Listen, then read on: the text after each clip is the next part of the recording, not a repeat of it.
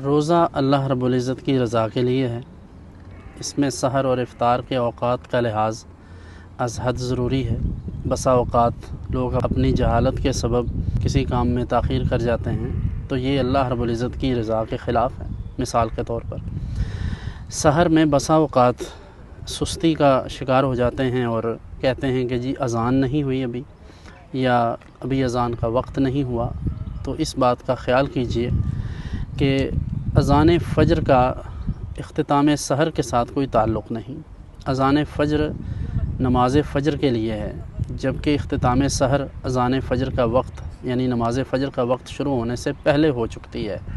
مثال کے طور پر اگر آج کے دن کا وقت یعنی صبح فجر کا جو آغاز ہے وہ 4:56 ہے، تو اس کا یہ مطلب ہے کہ 4:52 پر سحری کا وقت ختم ہو جاتا ہے۔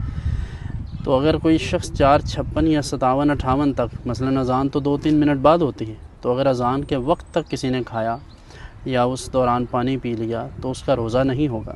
سوال یہ ہے کہ جس مالک کریم جل سلطانہ کی رضا کے لیے ہم دن بھر 14 گھنٹے 12 گھنٹے یا 16 گھنٹے جہاں جہاں بھی جتنا وقت ہے روزے کا دورانیہ ہے، جس کی رضا کے لیے اتنا بھوکا رہتے ہیں، تو کیا اس کی رضا کے لیے 3 منٹ زیادہ بھوکے نہیں رہ سکتے؟